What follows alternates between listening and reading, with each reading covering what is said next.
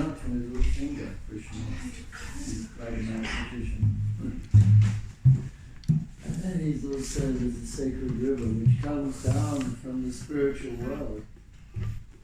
The river Ganges, you've probably heard of the river Ganges. So the river Ganges is actually also a sacred river, and it's said that the Ganges is described how the Ganges comes to this earth planet, because it comes from the spiritual world. And the force of the river coming down would be so great, so it has to be gently brought down. It's brought down in aeroplanes, flower aeroplanes, believe it or not, from the spiritual world. And Lord Shiva catches on his head. So if you've seen a picture of Lord Shiva, he has the Ganges water on his head. Because Shiva wants to protect the inhabitants of the earth, so therefore the Ganges is caught on his head. So the Jamuna River is more sacred than the Ganges. It also comes from the spiritual world. And then Krishna's there in this song, Yasoda Nandana, Radhajana Ranjana. So Yasoda is Krishna's so-called mother, because God does not have a father or a mother. But he pretends to have a father and a mother, or he allows a mother to have the most beautiful child. And Krishna likes to feel the love of a mother, because Krishna has many different relationships. And one of them is in the relationship of a child with a mother. And then, what's the last name? Yamuna Tiro. Oh yeah.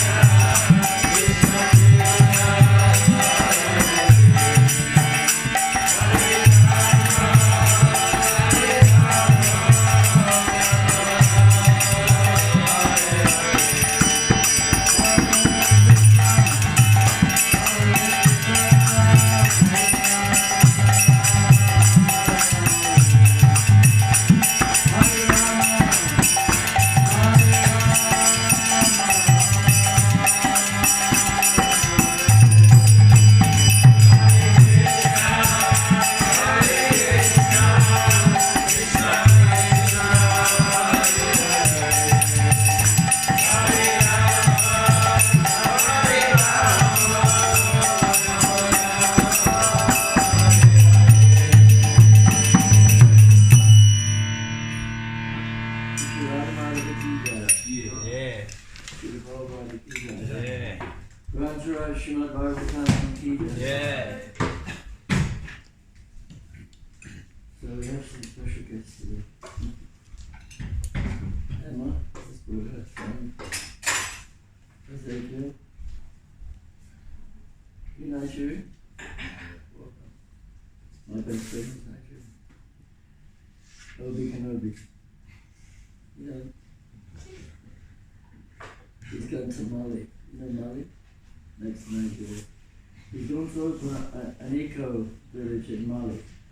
So if you want to go and help him.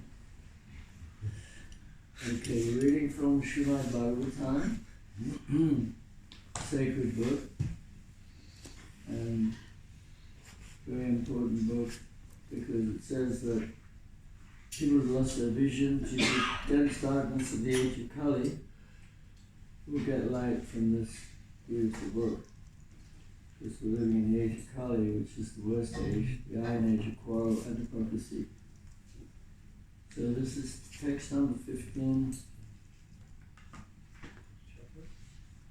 12. Huh? 112 and 15.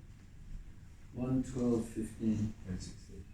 And 16, yeah. Okay, so I'll just say the Om Namo Bhagavate Vasudevaya. Om Namo Bhagavate Vasudevaya. Om Namo Bhagavate Vasudevaya. Om Namo Bhagavate Vasudevaya. Om Namo Bhagavate Vasudevaya. Om Namo Bhagavate Vasudevaya. Om Namo Bhagavate Vasudevaya. Om Namo Bhagavate Vasudevaya.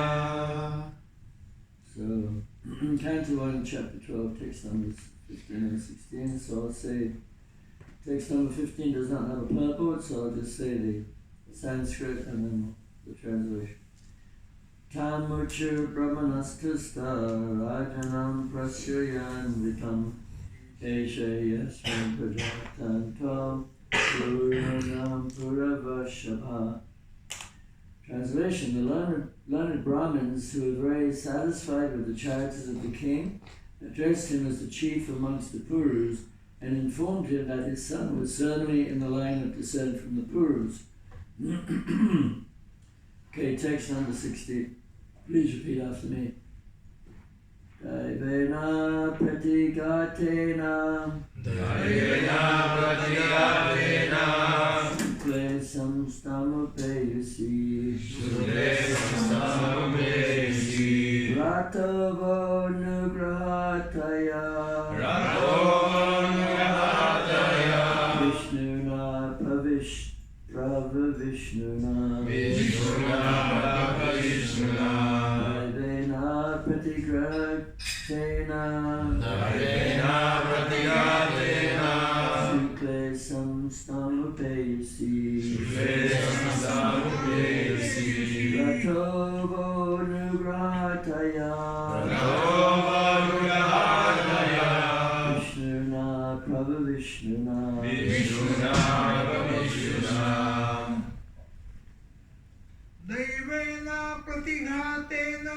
Daivena pratighatena Shukle samstamupeyushi Ratavo anugrahataya Vishnuna Paravishnuna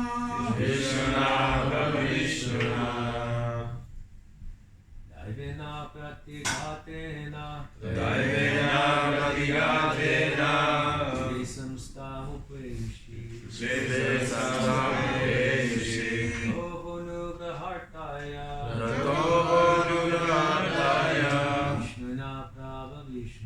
Vishnuna Pravavishnuna Daivena pratigatena Klesam stamupeyushi Ratovanugrahartaya Vishnuna Pravavishnuna Vaishnavis. Daivena pratigatena Daivena pratigatena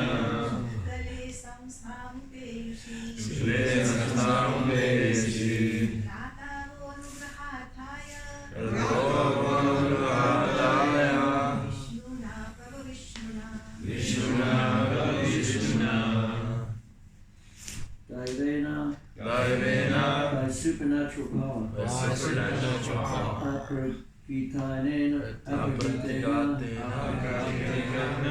By what is irresistible. Shukle unto the pure. Samstam destruction. Upayusti having been enforced. Rata restored. Va for one. Anugraha ataya for the sake of obliging. Vishnuna by the all-pervasive Lord. Vishnuna by the all-powerful. Translation. The Brahmin said, this spotless sun has been restored by the all-powerful and all-pervasive Lord Vishnu, the personality of Godhead, in order to oblige you. He was saved when he was doomed to be destroyed by an irresistible supernatural weapon.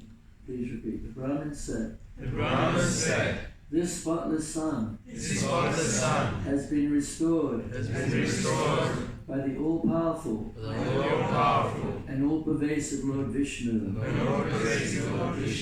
the personality of Godhead, in order to oblige you. He was saved when he was doomed to be destroyed by an irresistible supernatural weapon. Purple by Sri Prabhupada. The child Pariksha was saved by the all-powerful and all-pervasive Lord Vishnu, Lord Krishna, for two reasons. The first reason is that the child in the womb of his mother was spotless due to his being a pure devotee of the Lord. The second reason is that the child was the only surviving male descendant of Puru, the pious forefather of the virtuous King Yudhisthira. The Lord wants to continue the line of pious kings to rule over the earth as his representatives for the actual progress of a peaceful and prosperous life. After the battle of Kurukshetra, even up to the next generation of Maharaj Yudhisthira was annihilated, and there were none who could generate another son in the great royal family. Maharaj Parikshit, the son of Abhimanyu, was the only surviving heir apparent in the family, and by the irresistible supernatural Brahmastra weapon of Ashvatthama, he was forced to be annihilated. Lord Krishna is described here as Vishnu, and this is also significant. Lord Krishna, the original personality of Godhead, does the work of protection and annihilation in the capacity of Vishnu. Lord Vishnu is the plenary expansion of Lord Krishna. The all-pervasive activities of the Lord are executed by him in his Vishnu feature. Child Parikshit is described here as spotlessly white because he is unalloyed devotee of the Lord. Such unalloyed devotees of the Lord appear on the earth just to execute the mission of the Lord. The Lord desires the conditioned souls hovering in the material creation to be reclaimed to go back home, back to Godhead, and thus he helps them by preparing the transcendental literatures like the Vedas, by sending missionaries of saints and sages, and by deputing his representative, the spiritual master. Such transcendental literatures, missionaries, and representatives of the Lord are spotlessly white because the contamination of the material qualities cannot even touch them. They are always protected by the Lord when they are threatened with annihilation. Such foolish threats are made by the gross materialists. The Brahmastra, which was thrown by Ashvatthama, the child Parikshit, was certainly supernaturally powerful. Nothing of the material world could resist its force of penetration. But the all-powerful Lord, who is present everywhere, within and without, could counteract it by his all-powerful potency, just to save a bona fide servant of the Lord and descendant of another devotee, Maharaj Yudhisthira. Maharaj Yudhisthira was also obliged by the Lord by his closest mercy.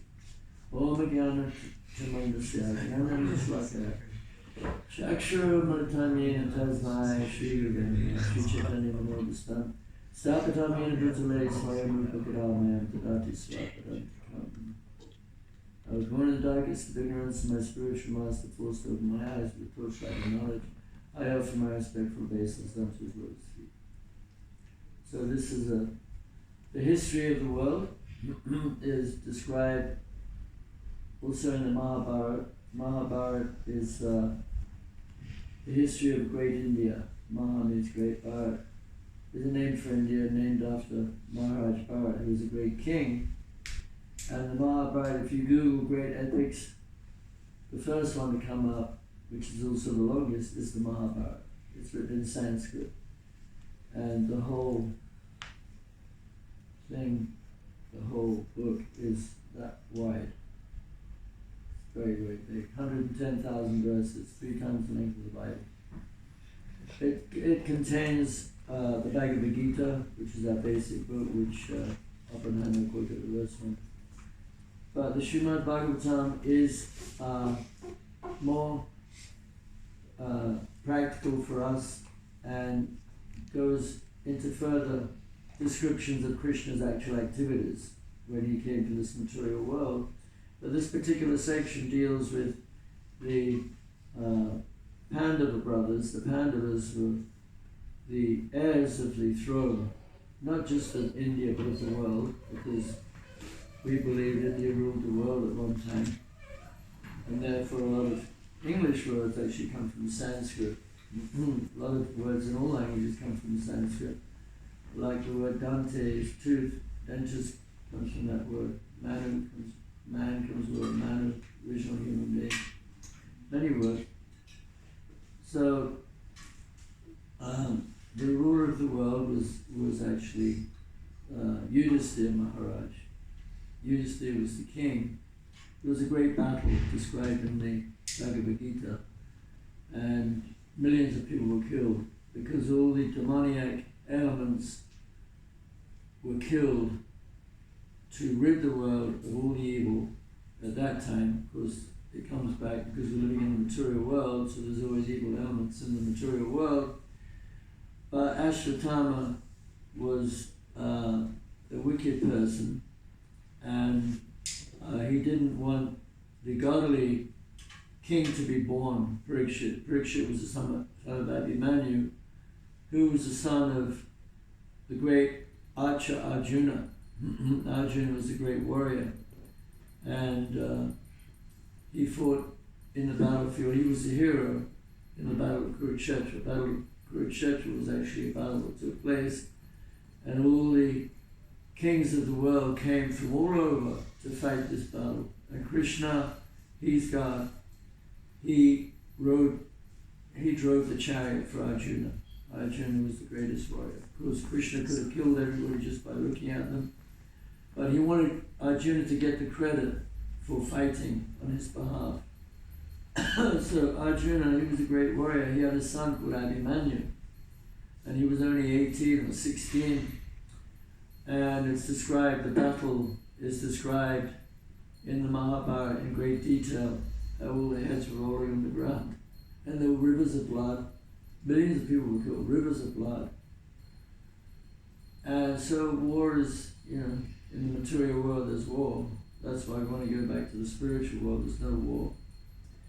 But in this battle, this young warrior, Abhimanyu, who was a great hero, he was surrounded by the enemy, the demoniac forces, because Bhishma was a great hero, but somehow or other he landed up on the wrong side. He made one slip, and so all the demoniac kings, Duryodhana, he was the head of the army, the evil army.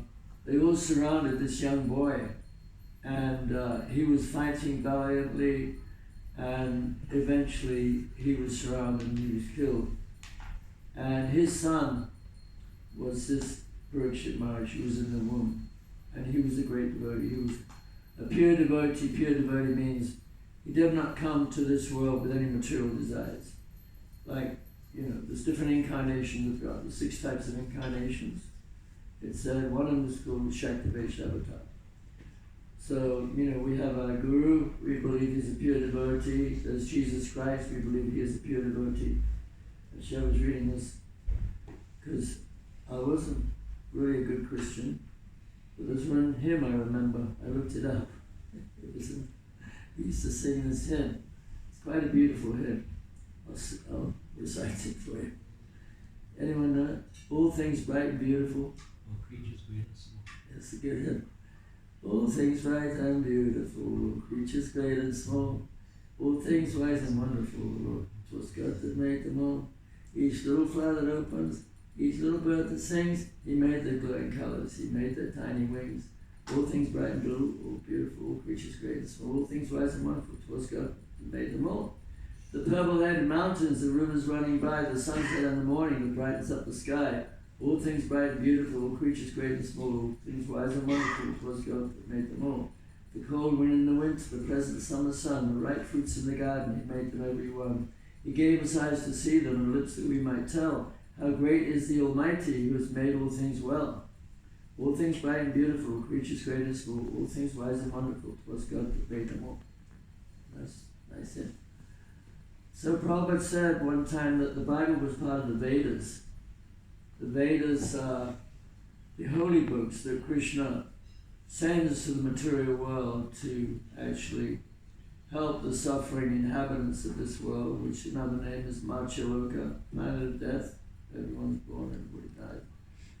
So this Parikshit Maharaj, he's in the womb, and he's the heir to the throne.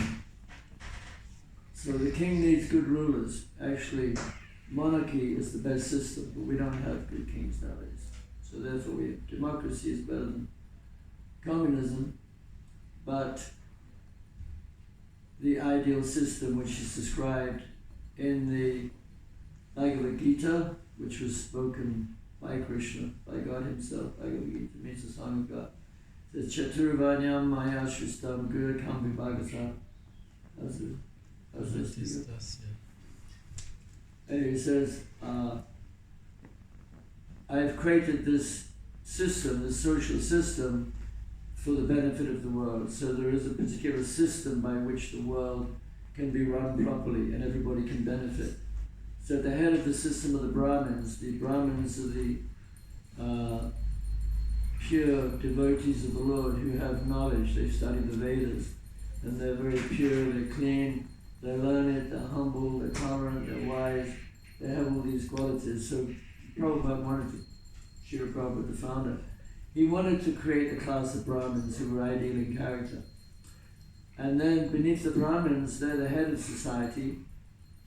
And of course, a society without a head is obviously going to flounder and go nowhere. So Prabhupada wanted a Brahminical culture advised by the Brahmins. But the ones that actually rule the world are the Kshatriyas, the warriors. They're very powerful. They're very heroic. And they protect the innocent. So they're very important in society because there's always demonic elements in the material world. So the Kshatriyas, they're very chivalrous, they're very powerful, they're very brave, they're never afraid. I remember I went to see one king, they call Maharaj. Maha means great, Raja means king. So the Maharaj, what was his name? It was in Man Singh, in Jaipur. Jaipur is a city in India, and there's a museum there in the palace. Anyone been there? Never been there? Yes. You've been there. Ah, right. So you've been to the palace? Yes. So the Radha Govinda deity is there, just by the palace. That's a famous temple, because that deity was brought there to be protected by these kings, because they're the only ones that the Muslims couldn't conquer, because the Muslims conquered India. And they killed many Hindus, especially Brahmins. Aurangzeb, he was a demoniac ruler, and he demanded so many Brahmin threads. The Brahmin wears a thread, this thing here. He says a Gayatri on the thread 3 times a day. So the Brahmins, they were very respected. So this Aurangzeb, he was a wicked guy. And he imprisoned his father. His name was Shah Jahan.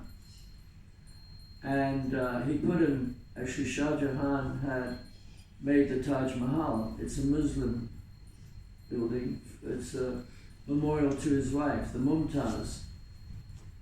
This Aurangzeb, this wicked ruler, he imprisoned his father. He killed his brother to get the throne, and then he put his father imprisoned him in the Taj Mahal, and he destroyed many temples. He killed many Brahmins, and then so the Muslims they attacked. They destroyed many temples. You believe it? I got it right. That's that. So the deities are the forms of the Lord, because we can't see God. God doesn't, and we can only see God when He wants to appear. So He appears in the form of a deity. See, all over India there's many deities, and millions of people see the deities. They've done it for thousands of years, like the temple in Tirupati has been there, they say, for millions of years. Balaji, that deity's been there for millions of years, and people have been going there by the hordes. So many people are queuing up to go see the deity. But here, you come here on a busy day, a festival day, people are queuing up. Even back to Vedanta Manor, we're having a festival, the 50th anniversary, because people in the West were not ready to accept the deity until 50 years ago. At that time, because of Lord Chaitanya's influence and the golden age of Kali Yuga, within the Kali Yuga, people are opening up. Therefore, we had a African-American president, and, people are more open to spirituality, more people believe in reincarnation, they proved reincarnation.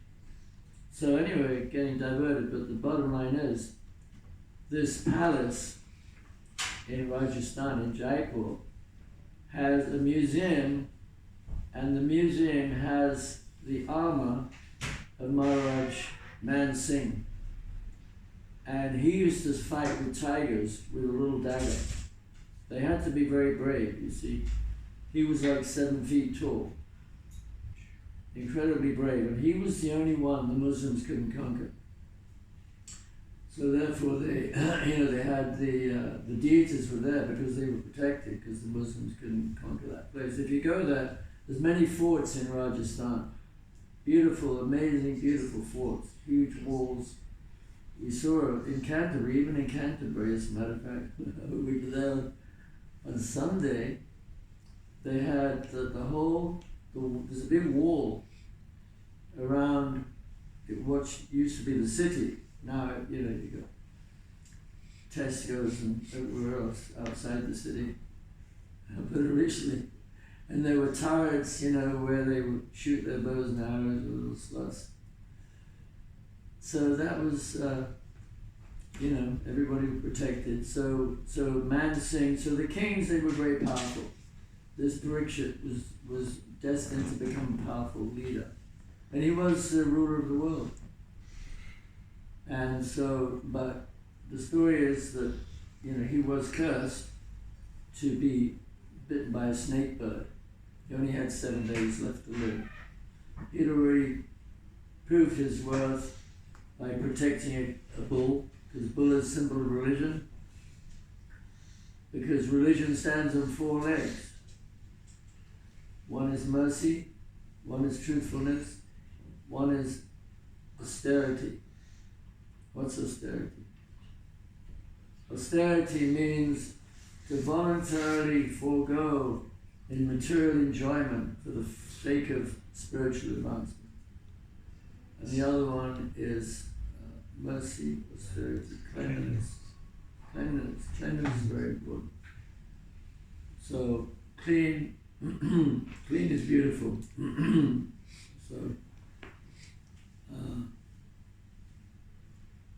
So religion stands on these legs.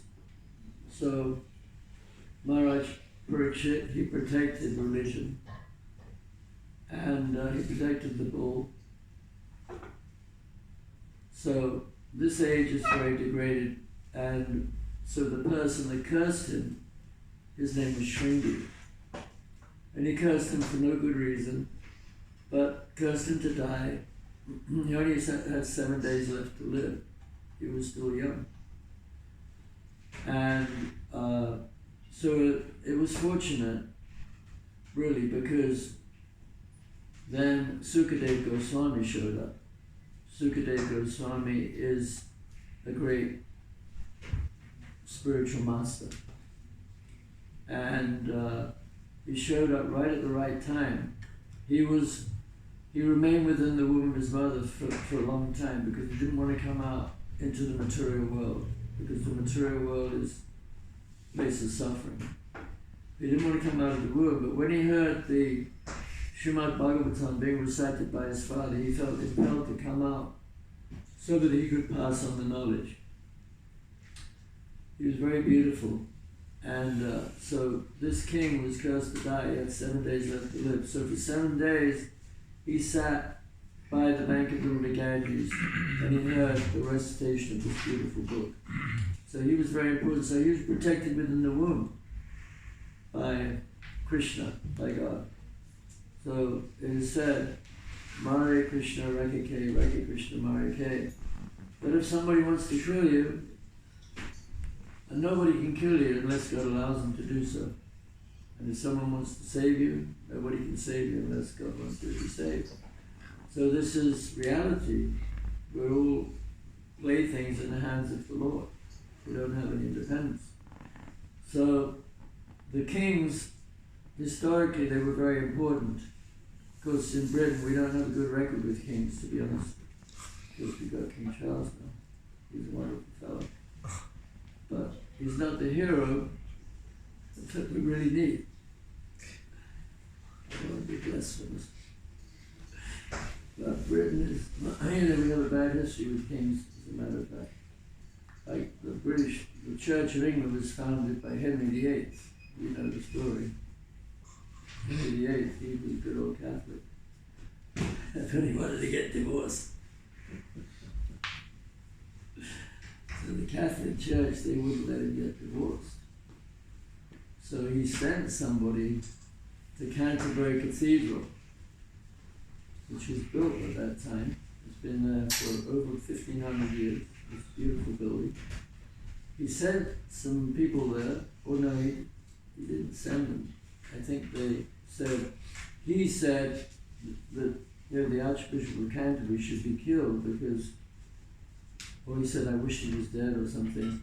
So some of the Henry's, his followers, they went there and they murdered the Archbishop of Canterbury. What was his name? Thomas Becket. Thomas Becket. They murdered him. So then he founded the Church of England. Because he had already executed his wife. He wasn't such a great king. But we need good kings. And there are examples of great kings in the Srimad Bhagavatam. For instance, there's one king called Shibi. King Maharaj Shibi. He was a great king. So one time he was tested, because the devotee is often tested. We get tests to bring us up to a higher level.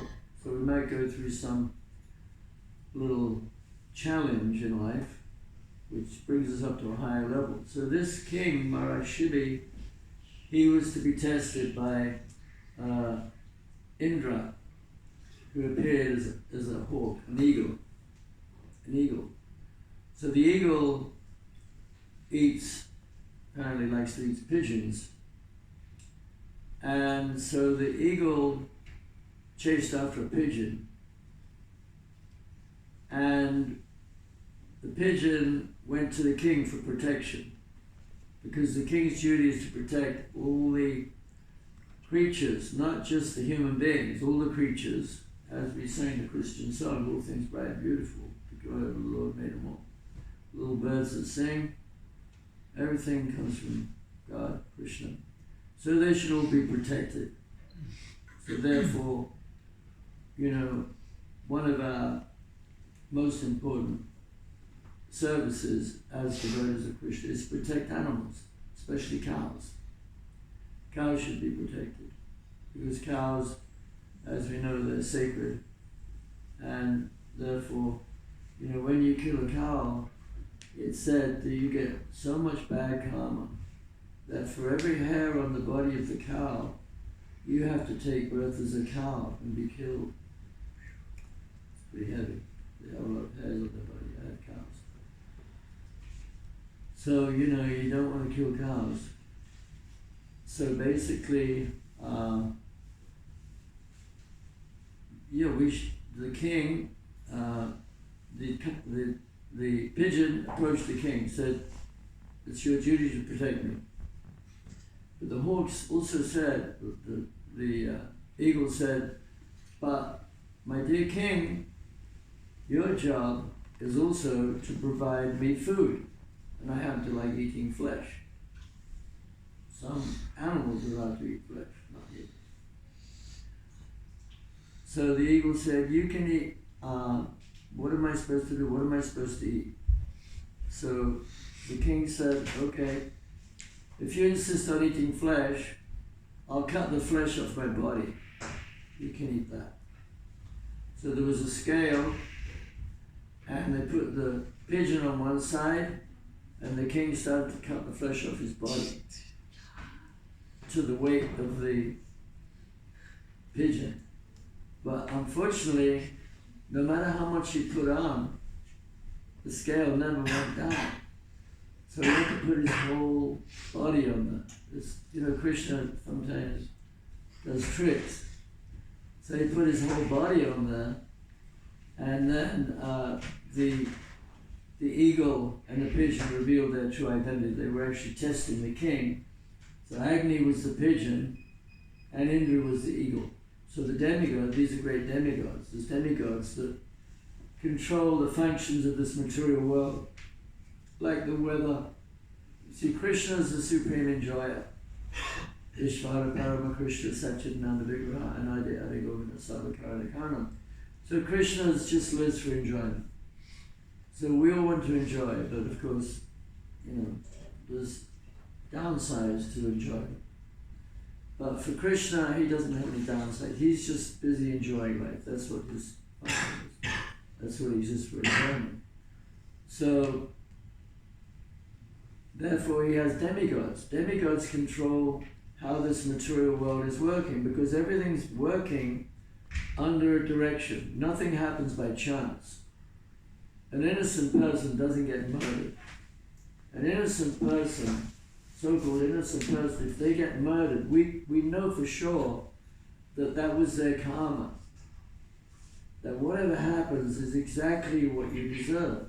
So everything is controlled. When we get a heart attack, for instance, when we get wealthy, when we lose our wealth, everything's totally controlled.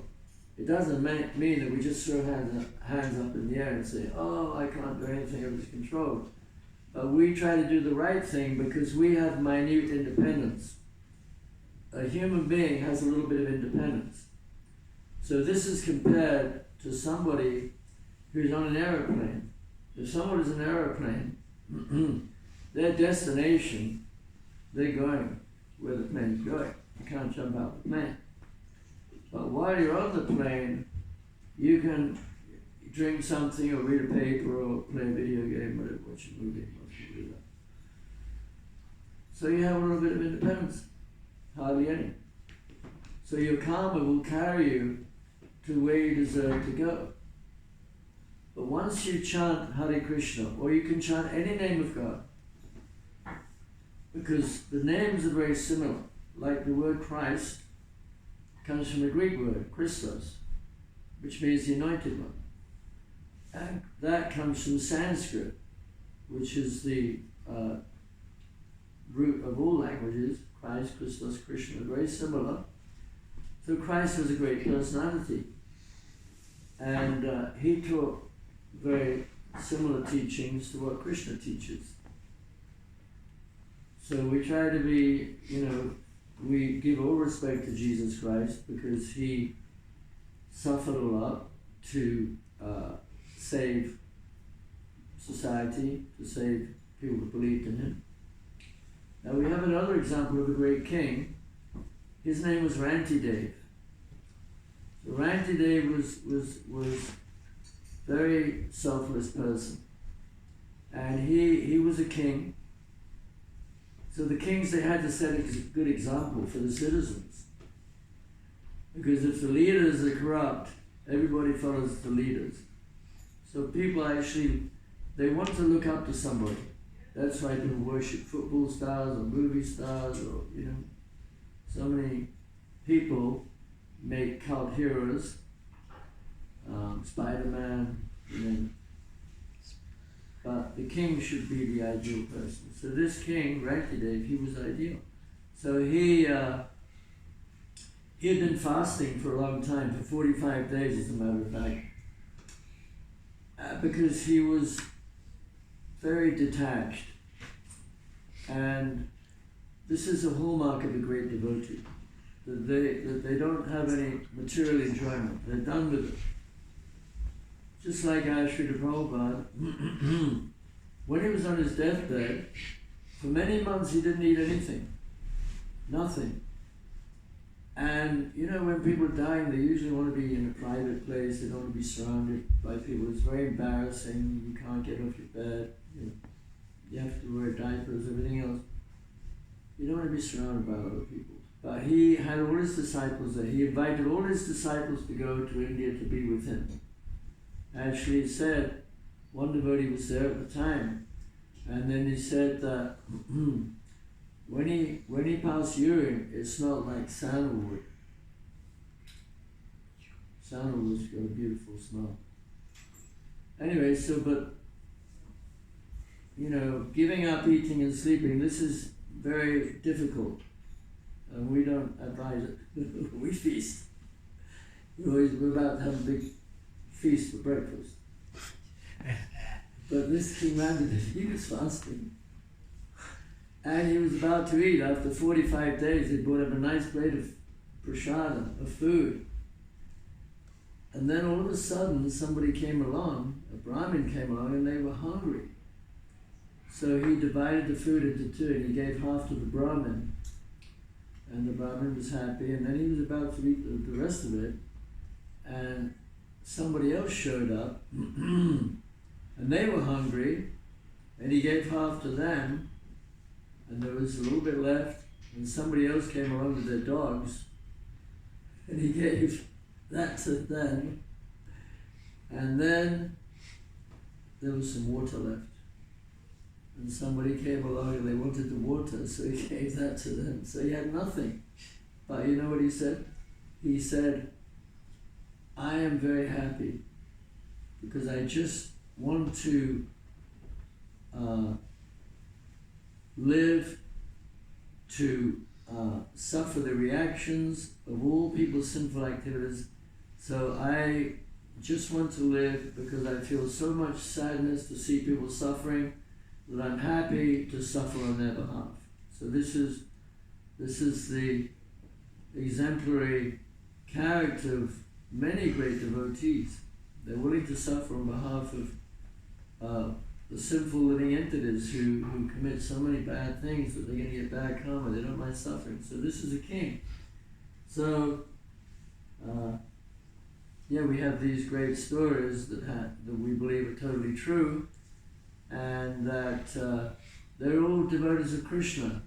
So Krishna, he's the supreme being, and he's happy to see his devotees go through austerities, go through difficulties to try and enlighten people, because people are very headstrong and very hell-bent on forgetting about Krishna, especially in this day and age. Although we met some nice people yesterday. There are nice people out there. We go out and sell books and try to enlighten people. So, but the point is that, these examples are there to help us understand what an ideal society is and what an ideal personality is, and how we can't imitate them because they're so far above us, but at least we get an idea of, what is pleasing to God, and ultimately the right consciousness, the right kind of mentality to develop to become pleasing to God, to try to help other people. Okay, we'll finish there. Any questions or comments?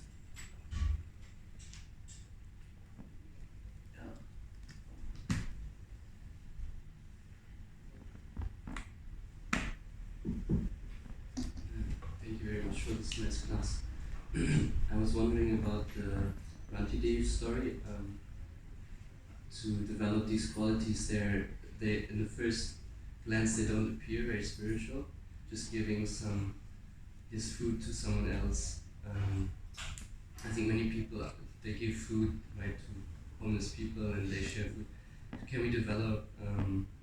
Is this something we should try to develop in our own life? And we should give people prasadam. We should give people food after Krishna. Yeah, it's important.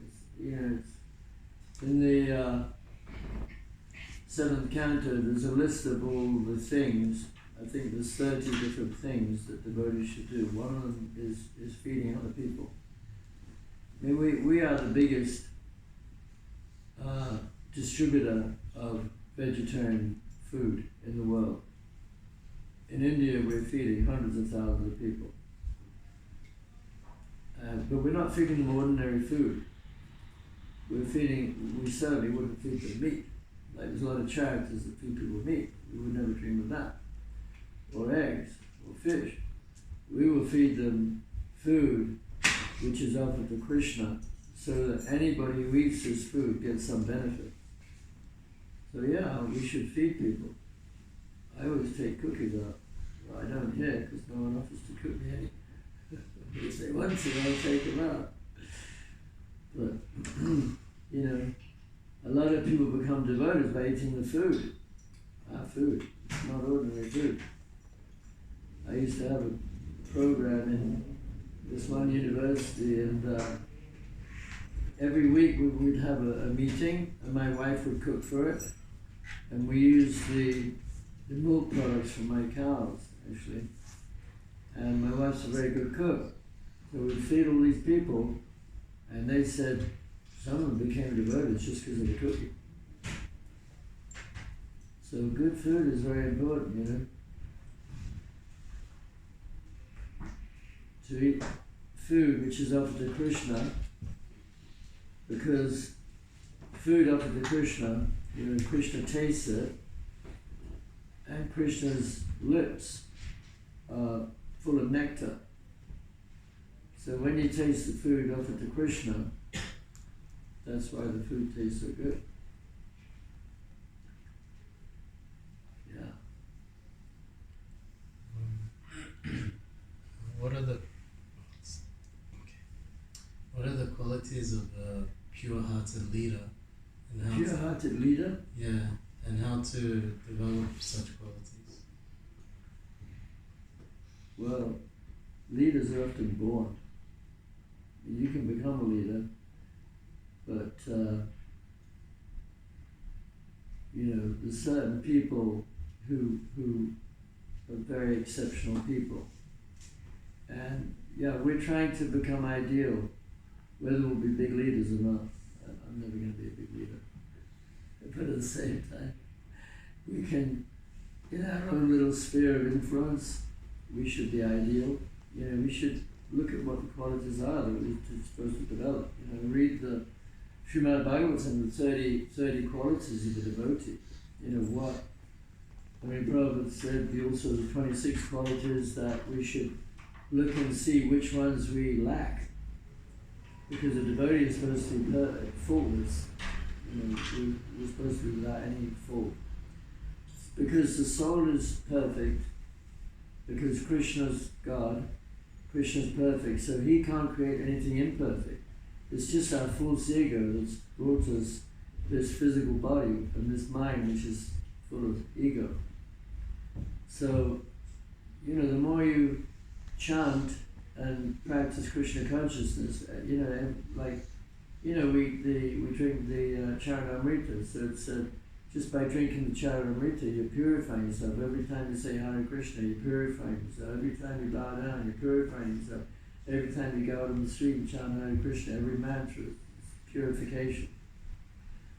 So, I mean, we do need leaders, and some of you may be leaders,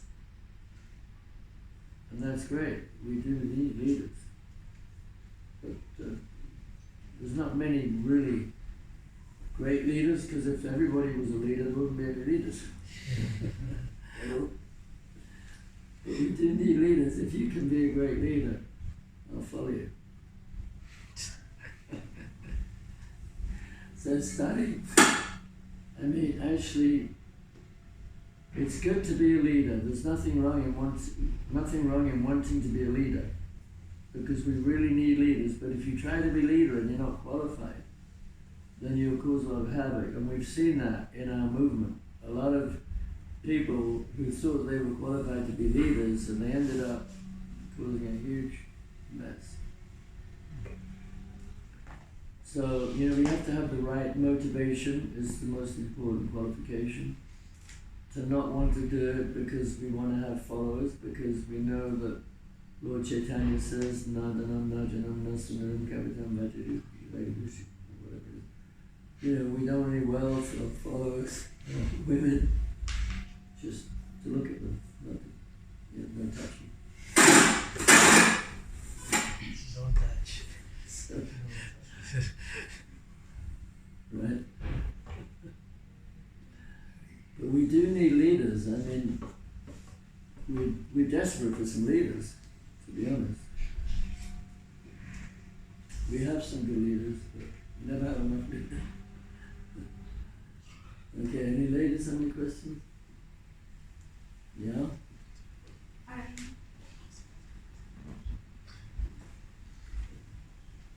believe in reincarnation, but you said it's been proven. I didn't know it had been proven. Did you? Yeah, I mean, they've done a lot of research into people who remember previous lives. There's one guy called Ian Stevenson. He was a professor at the University of Virginia. It was actually in the Bible. They took it out, we believe, at the Council of Nicaea. But this guy, Ian Stevenson, he wasn't religious, nothing like that. He wasn't trying to prove that Krishna's words in the Bhagavad Gita are true or anything like that.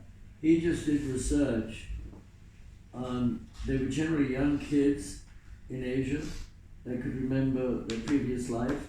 So he went there, he took down the information, he went to the places they described and the people they described, he verified what they said was true. There's a book, it's a university course in America. It's called Where Science Meets Biology, Where Reincarnation Meets Biology. It's like, part of his courses are like $250 from Amazon. They use his course materials in the university studies. So we believe reincarnation has been proven. But we don't need to believe in it because it's just been proven like that. We believe in it because Krishna says clearly, as a person you puts on new garments, giving up the old and useless ones, are so similar except in material bodies. In the Srimad Bhagavatam, Maharaj Prithu, he talks about how can there not be a supreme being when everybody's born into different situations. Some people are born beautiful and intelligent, some people are born poor and ugly and less intelligent. Why is all this going on? Because everybody has their karma. So, but we don't want to take birth again. Yes, reincarnation it's in Buddhism, of course. It's in Bhagavad Gita. Prabhupada explained how it was like, nature goes in cycles. You got morning, midday, afternoon, evening, morning, midday, afternoon, evening, right? Goes on in cycles, been going for millions of years. Then you got spring, summer, fall, autumn, winter, spring. So you're born, you grow old, you die, you're born, you grow old, you die. It's like that. But we want to escape the cycle because it's not natural, because Krishna says in Bhagavad Gita, for the soul there is never birth nor death, nor had in disease used to be, is unborn, never existing, and undying primeval. So actually we're not born, it's just, we get a physical body because we don't want to surrender to Krishna. Alright, time to go. Hare Krishna. Shri Prabhupada ki jai. job. Yeah. Touch. Hare Krishna.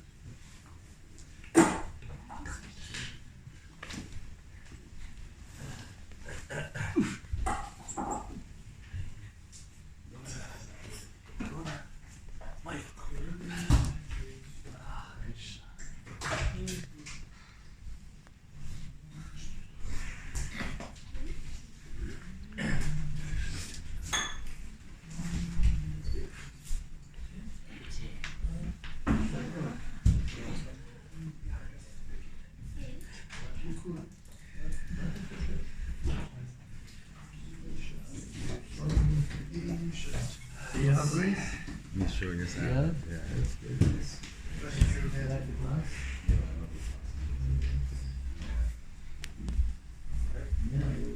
Yeah.